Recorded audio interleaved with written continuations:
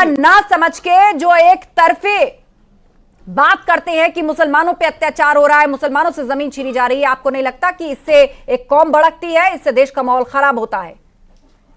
देखिए आस्था जी, मैं बार बार कह रहा हूं, आप हमारी मस्जिदों को टारगेट करना बंद कर दीजिए। और जहां जहां पर भाजपा की सरकार है, वाली जमीन को टारगेट कर रही है सरकार, और ये सरकार का अधिकार है। अच्छा आप मुझे बताइए कार्रवाई क्या संविधान के अनुसार हो रही है? कौन से कानून की कौन सी किताब में लिखा है? आपकी जमीन पर कोई दूसरा शख्स कब्जा कर ले और कोर्ट से आप मामला जीत जाए कि वो जमीन आपकी थी, तो क्या आप उस जमीन को खाली नहीं करवाएंगे, या पहले उसकी जाति धर्म देखेंगे और सोचेंगे कि इस पर कोई खबर बनाई जा सकती है? देखिए आस्था जी, मैं आपको आप एक बात बता दूं, समझिए, संवेदनशीलता समझिए, चीजें, और इस तरह के बयान भी जिम्मेदार है लोगों को भड़काने के लिए। देखिए आस्था जी, मैं क्या कह रहा हूं, हमारी मदरसों को, हमारी मस्जिद को ही क्यों टारगेट किया जा रहा, उन्हें क्यों अवैध बताया जा रहा? अरे अवैध तो पूरे भारत में सारी चीजें अवैध है। 1% होगा जो लोग नक्शा पास करा के बनाते होंगे। आपका भी घर होगा ना, वो भी नक्शा पास होके नहीं होगा। मगर क्या है, वो खास तौर से टारगेट करना है, किसी तरीके से दिखाना है। मगर एक तबका है, यशपाल आर्य जी जुड़ गए हैं हमारे साथ फोन लाइन पर, नेता प्रतिपक्ष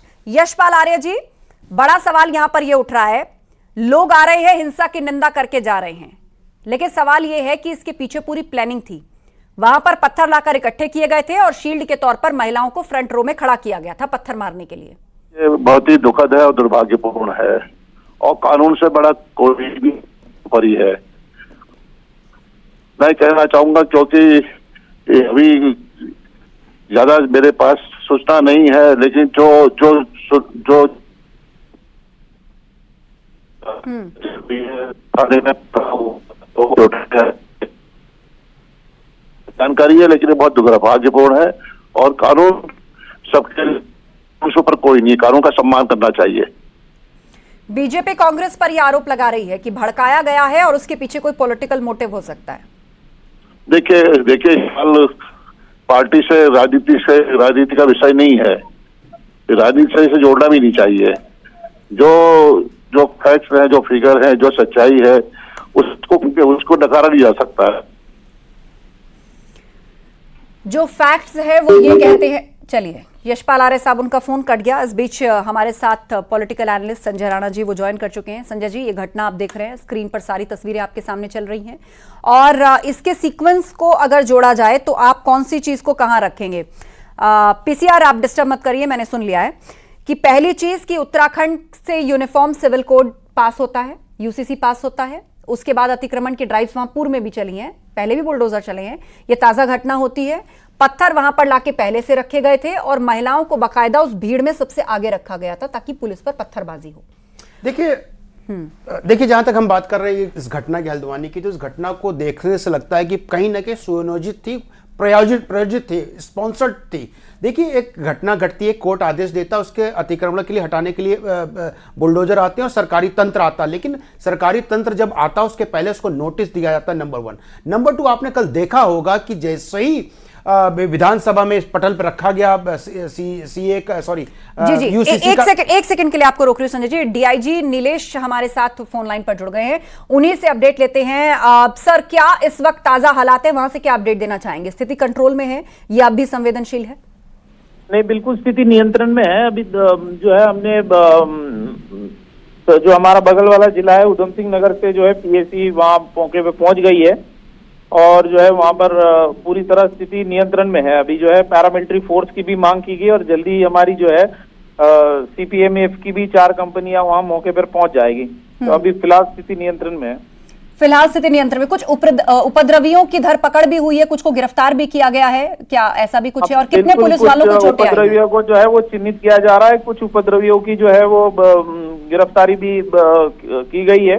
पूरे एरिया में कर्फ्यू लगा दिया गया है और जो है पुलिस प्रशासन बहुत सख्ती से जो है इस घटना को ले रही है, और जो भी ऐसे दंगाई होंगे, जो भी इस प्रकार का अतिक्रमणकारी होंगे, जिन्होंने आगजनी की है, उनके खिलाफ कठोर कार्रवाई की जाएगी। जी, तो उत्तराखंड के मुख्यमंत्री ने साफ किया है कि जो भी उपद्रवी हैं जिन्होंने आग लगाई है उनके खिलाफ कठोर कार्रवाई की जाएगी। और डीजीपी नीलेश आनंद जी हमारे साथ फोन लाइन पर जुड़े, उन्होंने बताया कि फिलहाल स्थिति काबू में है और पैरामिलिट्री फोर्स की भी मांग की गई है। पूरे इलाके में कर्फ्यू लगा दिया गया है। इस वक्त भी वो हमारे साथ है। सर, एक चीज और जानना चाहेंगे, कितने पुलिस वाले घायल हुए हैं और क्या घायल होने वालों में कोई स्थानीय लोग भी शामिल हैं? नहीं, इसमें कुछ पुलिस वालों को हल्की चोटें आई है और जो आगजनी पथराव हल्द्वानी के बनभुलपुरा क्षेत्र में न्यायालय के आदेशों के क्रम में प्रशासन की टीम अवैध अतिक्रमण को हटाने गई थी।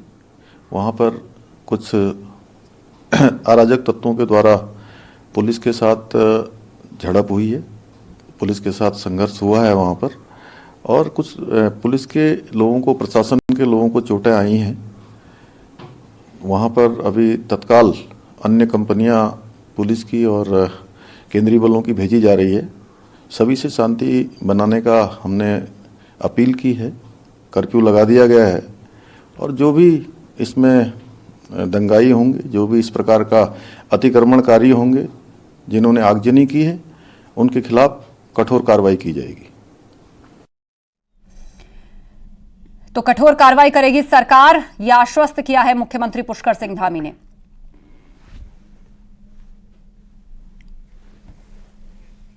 और हमारे साथ लगातार डीआईजी नीलेश आनंद जी बने हुए हैं। सर, इस घटना के पीछे कोई प्लानिंग भी नजर आती है? क्योंकि हमारे संवाददाता ने हमें रिपोर्ट दी कि ये जो इलाका है ऐसा नहीं है कि ये पथरीला हो, ऐसा हो सकता है कि पूर्व में पत्थर लाकर रखे गए हों। महिलाएं इसमें शामिल थी क्या? उन्हें शील्ड के तौर पर इस्तेमाल किया जा रहा था? ऐसा भी कुछ देखा आपने? नहीं, अभी जो मौके की जो स्थिति है, अभी फोर्स उसमें निपटने में लगी हुई है। उसके जो है इसके बाद किया जाएगा। जी सर, कुछ लोगों की गिरफ्तारी भी हुई है क्या अभी आधिकारिक रूप से? उसमें कुछ गिरफ्तारी हुई है अभी। महिलाएं भी शामिल है उसमें? लगातार पुलिस जो है इसमें धरपकड़ कर रही है, छापेमारी कर रही है और जो उपद्रवी तत्व है उनको चिन्हित किया जा रहा है और जो है उनको जो है गिरफ्तारी भी पुलिस कर रही है इसमें। जी, कुछ महिलाएं भी शामिल है क्या उसमें? हाँ, कुछ पत्थरबाजी हुई है जिसमें महिलाएं भी थी सामने में। कुल कितने पुलिस वाले घायल हुए होंगे उसकी कोई फिगर दे सकते हैं? कोई अधिकारी का भी कोई पुष्टि है नहीं। अभी जो है अस्पताल में अभी ये ताजा स्थिति चल रही है, इसमें जो है बाद में आपको अपडेट कराया जाए। बिल्कुल। इंटरनेट सेवा चलती रहेगी या उसको भी बंद किया गया है? जाते जाते इंटरनेट सेवा जो है वो बंद करने के आदेश दिए गए हैं। जी, बातचीत के लिए शुक्रिया। तो डीआईजी नीलेश आनंद जी हमारे साथ जुड़े थे। उन्होंने कहा इंटरनेट सेवा बंद है, कर्फ्यू लगा दिया गया है, अतिरिक्त फोर्स, पैरामिलिट्री फोर्स की मांग की गई है और स्थिति फिलहाल काबू में है। लेकिन इस घटना की संवेदनशीलता को देखते हुए एहतियात के तौर पर और पक्के इंतजाम वहां पर किए जा रहे हैं। कुछ उपद्रवियों की गिरफ्तारी हुई है। विस्तार से आधिकारिक स्टेटमेंट इस पर आएगा, लेकिन पहले जो वहां पर कोशिश है वो यही है कि हालात को काबू कर लिया जाए। पुलिस वाले जिनको चोटें आई हैं उनको अस्पताल भेजा गया है और ये कहा जा रहा है कि अतिक्रमण की कार्रवाई के लिए पूर्व में तैयारी की थी। कुछ शरारती तत्वों ने इसके लिए पहले से मन बनाया था या ये प्लानिंग की थी कि नोटिस दिया गया है, बुलडोजर आएगा और उसके बाद किस तरह रिएक्ट करना है। पत्थर फेंकती हुई महिलाएं भी नजर आई फ्रंट रो में। ऐसा लग रहा था जैसे उन्हें शील्ड के तौर पर आगे रखकर इस्तेमाल किया गया। 3 से 4 हजार की फोर्स वहां पर मौजूद थी पुलिस की और तब ये पूरी घटना हुई है। लोगों ने पत्थरबाजी की पुलिस के ऊपर और उसके बाद थाने जहां पहुंचे, जहां इन गाड़ियों में आग लगा दी गई, जो ये तस्वीरों में आपको नजर आ रहा है। चर्चा के लिए हमारे साथ गेस्ट पैनल है, संजय राणा जी हैं। संजय जी, अभी डीआईजी से हमारी बात हुई, एहतियात के तौर पर कर्फ्यू लगाए, वहां इंटरनेट बंद रहेगा, लेकिन कोई पॉलिटिकल मोटिव हो सकता है क्या? इस बात से क्या हम इनकार कर सकते हैं या इस संभावना पे हम बात कर सकते हैं? आस्था जी, बिल्कुल इनकार नहीं कर सकते। इस पर पॉलिटिकल मोटिव हो सकता है। यही हल्द्वानी, आपको याद होगा, रेलवे का जो लैंड है तकरीबन 800 हेक्टेयर का केस हुआ था पिछले साल। आपने देखा कितना बलवा हुआ था, कितना जलजला वहां पे। कैजुअलिटी की सूचना नहीं है। स्थिति जहां तक मेरी जानकारी है तनावपूर्ण है पर नियंत्रण में है और हम लोग के पास इस पूरे घटनाक्रम की डिटेल अलग अलग जगह पे जो इसमें उपद्रव किया गया है उसकी सारी फुटेज है और आने वाले इस घटना को माननीय मुख्यमंत्री जी द्वारा, राज्य सरकार द्वारा बहुत गंभीरता से लिया गया है और आने वाले दिनों में जो भी उपद्रवी तत्व इस घटना के पीछे थे उनको चिन्हित किया जाएगा और उनके खिलाफ सख्त से सख्त कार्रवाई की जाएगी। तो डीजीपी की तरफ से औपचारिक बयान आ गया है। आधिकारिक बयान में उन्होंने कहा है कि कार्रवाई की जाएगी। उपद्रवियों के खिलाफ सख्त कार्रवाई की जाएगी। फिलहाल हालात नियंत्रण में हैं। हल्द्वानी बवाल पर मुख्यमंत्री पुष्कर सिंह धामी का भी बयान सामने आया है। उन्होंने कहा कि अराजक तत्वों द्वारा पुलिस की झड़प हुई, पुलिस की कंपनियां वहां पर भेजी जा रही हैं, आगजनी करने वालों के खिलाफ कार्रवाई की जाएगी।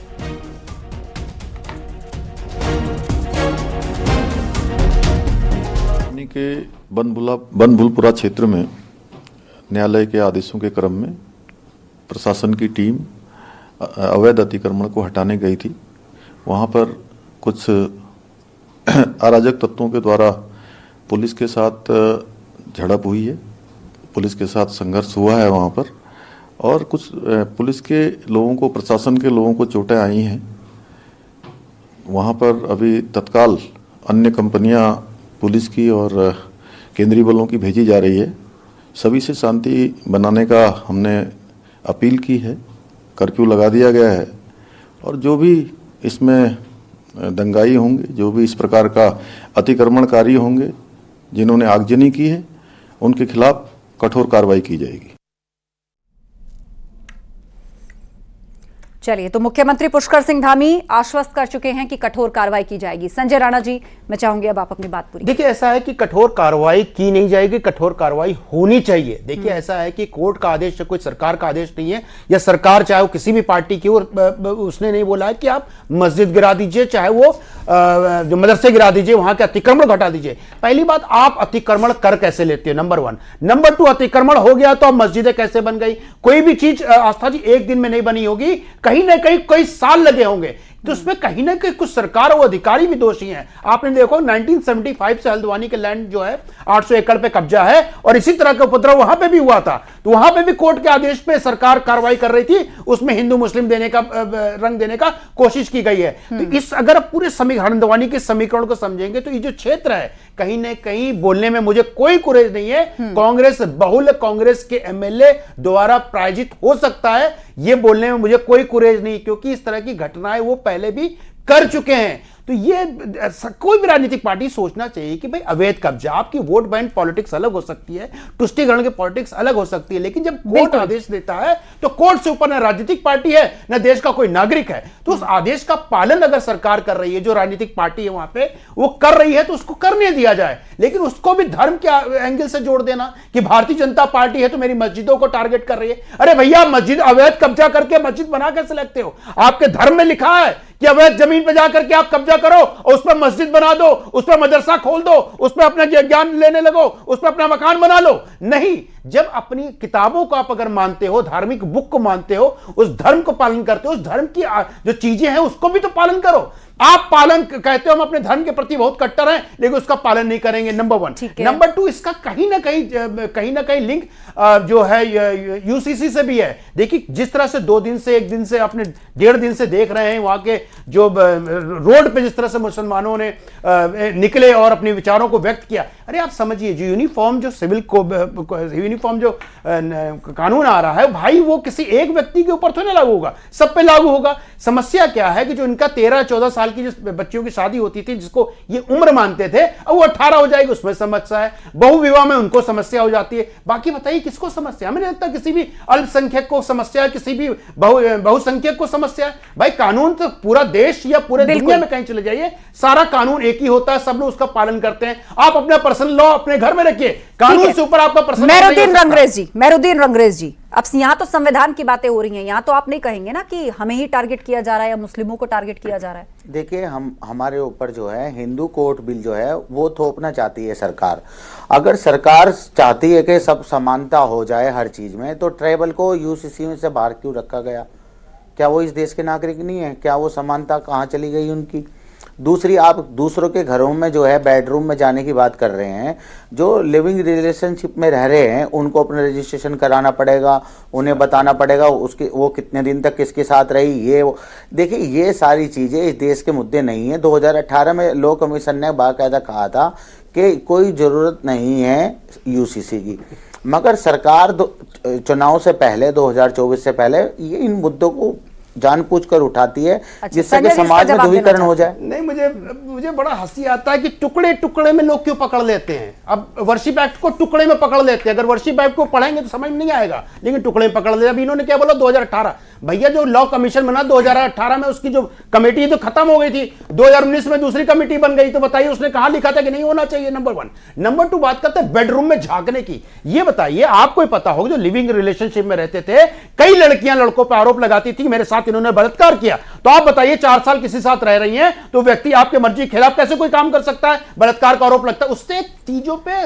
पूर्ण विराम लगेगा। तो आपको समझना पड़ेगा कानून जो लिखा गया है उसके अंतर्गत क्या क्या चीजें कैसे कैसे आती हैं, लेकिन उसको चीज को समझना नहीं है। अपने पॉइंट पकड़ा, अपनी सहूलियत के हिसाब से राजनीति करने लगे। ये बताइए आपका जो बोलते हैं कि आपका पर्सनल लॉ कब आया भैया? 1973 में आया ना। किसने लाया? कांग्रेस ने लाया ना। तो भैया उससे पहले क्या आप ऊपर हो गए संविधान से? ये बताइए, बाबा साहब अम्बेडकर लिख सकते थे, उससे ज्ञानी तो इंदिरा गांधी नहीं थी ना। तो आप बताइए कि अगर इंदिरा गांधी ज्ञानी थे या बाबा साहब भीमराव अम्बेडकर ज्ञानी थे, तो समस्या प्रश्न चिन्ह उठेगा ना। आप पर्सनल लॉ आपका हो ही नहीं सकता। कोई पर्सनल लॉ किसी का नहीं होता है दुनिया के किसी भी देश में। ठीक है, उन्होंने एक सवाल उठाया कि आदिवासियों को क्यों बाहर किया। मैं आऊंगी, लेकिन उससे पहले उत्तराखंड के जो हालात हैं उन पर डीजीपी ने क्या कहा है उत्तराखंड के, वो एक बार दर्शकों को सुनवा देते हैं। देखिए, आज शाम लगभग 4 बजे एक हल्द्वानी में बनभूलपुरा इलाके में जिला प्रशासन और पुलिस की संयुक्त टीम जो है वो माननीय न्यायालय के आदेशों के क्रम में अवैध अतिक्रमण हटाने की कार्रवाई कर रही थी। तो उस कार्रवाई के विरोध में वहाँ कुछ उपद्रवी अराजक तत्वों द्वारा पथराव किया गया, आगजनी की गई और उनके पास शायद ये भी सूचना है कि अवैध असलहों से उन्होंने पुलिस और प्रशासन पर फायरिंग भी की और कुछ पुलिस की गाड़ियों को जलाने की सूचना है। थाने के आसपास भी तोड़फोड़ और आगजनी की सूचना है। तो घटना की जैसे ही सूचना मिली, वहाँ तुरंत जो हमारे डीआईजी कुमाऊं हैं वो भी मौके पे पहुंचे और आसपास के जनपदों से अतिरिक्त पुलिस बल भी वहाँ भेजा गया है और साथ ही साथ राज्य सरकार द्वारा एमएचए से इसमें अतिरिक्त पुलिस बल की मांग भी की गई और 4 कंपनी हमें एडिशनल सेंट्रल फोर्सेस भी तत्काल एमएचए द्वारा उपलब्ध करा दी गई हैं। और इस घटना की गंभीरता को देखते हुए माननीय मुख्यमंत्री जी द्वारा अपने आवास पर और इस बीच बीजेपी प्रदेश अध्यक्ष महेंद्र भट्ट जी फोन लाइन पर जुड़ गए हैं। महेंद्र जी, ये दुर्भाग्यपूर्ण घटना, जितनी निंदा की जाए कम, इस पर राजनीति तो नहीं होगी? बिल्कुल राजनीति नहीं करनी चाहिए। बहुत ही दुखद घटना है और प्रशासन सख्ती से निपटेगा। अभी स्थिति नियंत्रण में है। माननीय मुख्यमंत्री जी ने इस संदर्भ में एक बड़ी मीटिंग निश्चित रूप से की है और अभी जो जानकारी मिल रही है वहाँ के डीआईजी सब लोगों से बातचीत होने के बाद इसे काफी काबू में। लेकिन जिस व्यक्ति ने भी गाड़ियां तोड़ी हैं, पत्रकारों का दुर्व्यवहार किया है, ऐसे व्यक्ति बख्शे नहीं जाएंगे। सब सलाखों के अंदर होंगे और शांति व्यवस्था बनी रहे, इसके लिए सब राजनीतिक प्रयास भी होने चाहिए। सामाजिक क्षेत्र के सभी लोगों से मैं अपील करना चाहता हूं कि जो भाईचारा का माहौल वहां है वो बनाए रहे। 1-2 लोग होते हैं जो कब्जे करते इस प्रकार का माहौल खड़ा करते हैं, उनके चुंगल से वो बचें और उत्तराखंड देवभूमि का जो माहौल है उसको खराब करने का जो भी प्रयास करेगा उसके साथ सख्ती से निपटा जाएगा। जी चलिए, आप कह रहे हैं कि सख्ती से निपटा जाएगा, लेकिन जब कांग्रेस से इसकी प्रतिक्रिया मांगी गई, वो कह रहे हैं कि हिंसा तो हर तरीके से निंदनीय है, लेकिन साथ ही साथ वो इस तरफ भी इशारा कर रहे हैं कि इसके दूसरे पहलुओं को भी देखना चाहिए, मतलब दूसरे तरफ की कार्रवाई। अब ये दूसरा तरफ कौन सा तरफ है? ये सरकार की तरफ या बीजेपी की तरफ इशारा है? को जानती है, कांग्रेस का तुष्टीकरण की जो राजनीति है उसी के इस प्रकार के परिणाम देखने को मिलते हैं। और मेरा ये कहना है कि आखिर कांग्रेस को भी एक नजरिया देखना पड़ेगा। आखिर जिस प्रकार कब्जे उत्तराखंड देवभूमि के अंदर हो रहे हैं, इस प्रकार का माहौल खड़ा कर रहे हैं और गिनती के लोग कब्जेदारी होते हैं, उसमें कि समाज की धर्म का कोई लेना देना नहीं होता है। ऐसी स्थिति में कब्जे हटाने की कार्रवाई होती है। अभी निर्माण कारोबार पर सीमित भूमियां हैं, उसी में हमने उद्योग लगाने हैं, उसमें हमारे कल कारखाने लगने हैं। ऐसी परिस्थितियों में जो माहौल खड़ा करने का प्रयास किया जा रहा है वो गलत है। आखिर लीगल नोटिस दिया जाता है, उसके बाद कार्रवाई होती है। उस कार्रवाई को इशू बनाकर इस तरह की स्थितियां उत्पन्न करना, थानों को घेरना, इस प्रकार की कुचक्र में जो लोग भी सम्मिलित होंगे वो बख्शे नहीं जाएंगे। और सबकी कुर्की होगी। घर उनके चाहे कोई व्यक्ति हो, कितना बड़ा भी वो बदमाश हो, उसको बख्शने का कोई स्थिति नहीं बनेगी। ज्यादा वक्त नहीं हुआ, हल्द्वानी में जब रेलवे लाइन की जमीन का मामला सामने आया था, उस वक्त भी तुष्टीकरण की राजनीति के आरोप लगे थे। बिल्कुल निश्चित रूप से आखिरकार न्यायालय ने कोई निर्णय लिया, उसको सब लोग मानते हैं और इस प्रकार के जो भूमि कब्जा किया जाता है उसको हटाने का प्रयास होता है। क्यों एक ही स्थान क्यों देख रहे हैं? हमारे केदारनाथ घाटी के अंदर जब केदारनाथ धाम की यात्रा, वहां सड़क किनारे जो सारे खोखे सब हटाए, किसने विरोध किया? इस प्रकार का माहौल बनता है, आपको अपनी बात कहने का अधिकार है। न्यायालय में आप जाएं, न्यायालय में अपनी बात को बोले। इस तरह से आगजनी करना, पुलिस पर पथराव करना, ये तो किसी भी हालत में स्वीकार नहीं किया जा सकता। इस प्रकार के लोगों को दंड मिलना चाहिए और मैं प्रशासन से मांग भी करूंगा उनकी सूचीबद्ध चीजें उनके नाम दर्ज हों और उनको कड़ी से कड़ी सजा दी जाए। चलिए, बातचीत के लिए शुक्रिया महेंद्र भट्ट जी। और इस बीच कांग्रेस प्रदेश अध्यक्ष करण माहरा ने कहा कि पुलिस प्रशासन फेल नजर आया है, भड़काऊ बयान देने वाले अधिकारियों पर एक्शन हो। एक अधिकारी ने भी वहां भड़काऊ बयान दिए हैं, पुलिस की तरफ से लापरवाही हुई है, यह आरोप करण माहरा ने लगाया। कांग्रेस प्रदेश अध्यक्ष करण माहरा का यह आरोप है। हल्द्वानी बवाल पर सीएम धामी ने भी बयान दिया। उन्होंने कहा कि अराजक तत्वों द्वारा पुलिस की झड़प हुई है और पुलिस की कंपनियां वहां पर भेजी जा रही हैं। आगजनी करने वालों के खिलाफ सख्त कार्रवाई की जाएगी और सभी से शांति बनाए रखने की अपील उन्होंने की।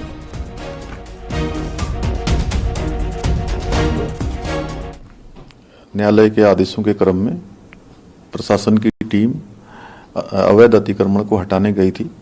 वहां पर कुछ अराजक तत्वों के द्वारा पुलिस के साथ झड़प हुई है, पुलिस के साथ संघर्ष हुआ है वहां पर, और कुछ पुलिस के लोगों को, प्रशासन के लोगों को चोटें आई हैं। वहां पर अभी तत्काल अन्य कंपनियां पुलिस की और केंद्रीय बलों की भेजी जा रही है। सभी से शांति बनाने का हमने अपील की है, कर्फ्यू लगा दिया गया है और जो भी इसमें दंगाई होंगे, जो भी इस प्रकार का अतिक्रमणकारी होंगे, जिन्होंने आगजनी की है, उनके खिलाफ कठोर कार्रवाई की जाएगी। तो उत्तराखंड के मुख्यमंत्री ने आश्वस्त किया है कि